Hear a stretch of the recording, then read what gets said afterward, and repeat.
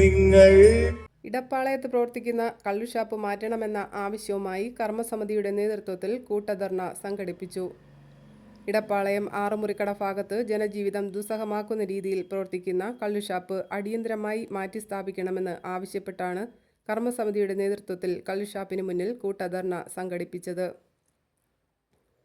കൂട്ടധർണ ward member സുനീഷിന്റെ അധ്യക്ഷതയിൽ Aryankavu panchayat vice president Sheeba ഉദ്ഘാടനം ചെയ്തു. ആറുമുറിക്കട എന്നായിരുന്നു ഇവിടുത്തെ സ്റ്റോപ്പിന്റെ പേര്. ഇപ്പം കള്ളുഷാപ്പ് അവിടെ ഇറങ്ങണം. ബസ്സിൽ കയറി കഴിഞ്ഞാൽ ഇവിടെ വന്ന് ഇറങ്ങേണ്ടത്, ടിക്കറ്റ് എടുക്കേണ്ടത് കള്ളുഷാപ്പിന്റെ അവിടെ ഒരു ടിക്കറ്റ്, ഇടപ്പാളയം കള്ളുഷാപ്പിന്റെ അവിടെ വന്ന് പറഞ്ഞു. കാരണം അവരുടെ ഈ നാടിന്റെ പേരെ മറഞ്ഞു പോകുന്ന രീതിയിലായിരുന്നു.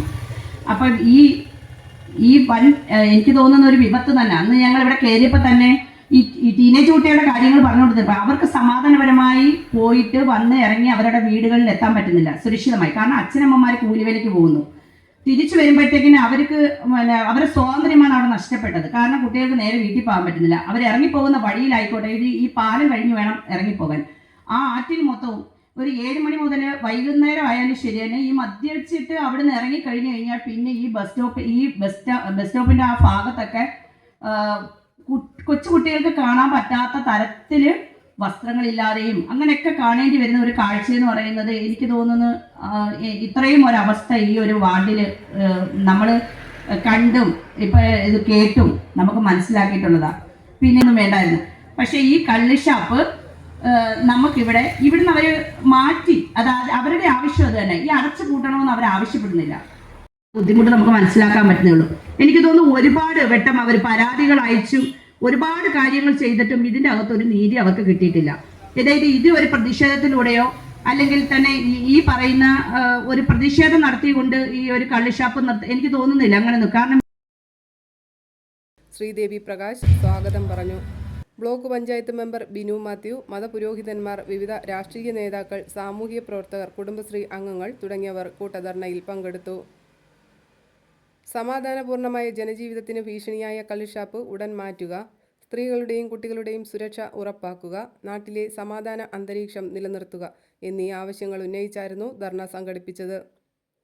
രാവിലെ 9 മണിക്ക് ആരംഭിച്ച സമരപരിപാടി വൈകിട്ട് സമാപിച്ചു.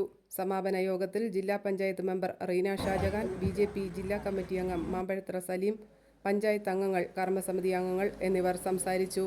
വേണ്ടിയിട്ട് മാത്രം ഞാൻ വന്ന് സംസാരിച്ച് പോകാൻ ഉദ്ദേശിച്ചിട്ടല്ല ഇവിടെ വന്ന് നിൽക്കുന്നത്.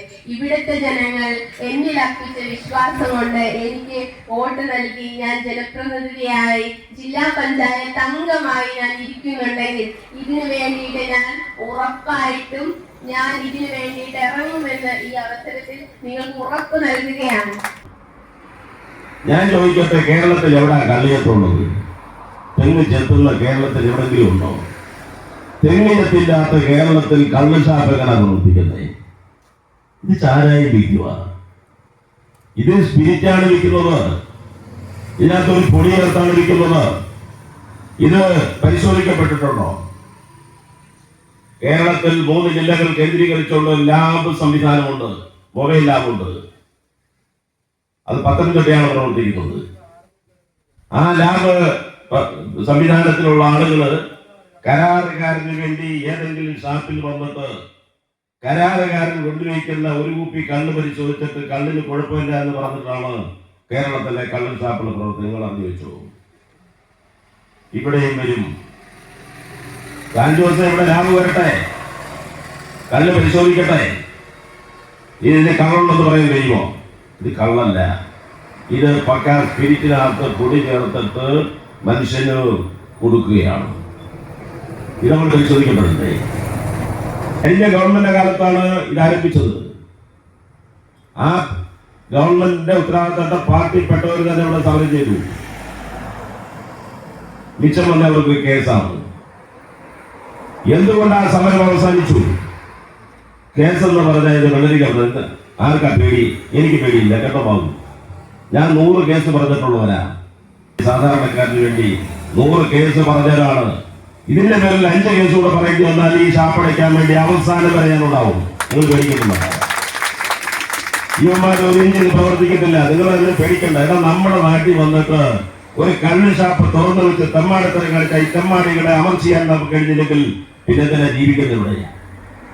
ആണ് കള്ള് ഷാപ്പുമായി ബന്ധപ്പെട്ട വിഷയത്തിൽ ഈ നാട്ടിലെ ജനങ്ങൾ ആറുമുറിക്കട അടക്കമുള്ള പ്രദേശത്തെ ആളുകൾ ആഗ്രഹിക്കുന്നത് പോലാണ് ഞാൻ ഉൾക്കൊള്ളുന്ന രാഷ്ട്രീയ പ്രസ്ഥാനവും ആഗ്രഹിക്കുന്നത്.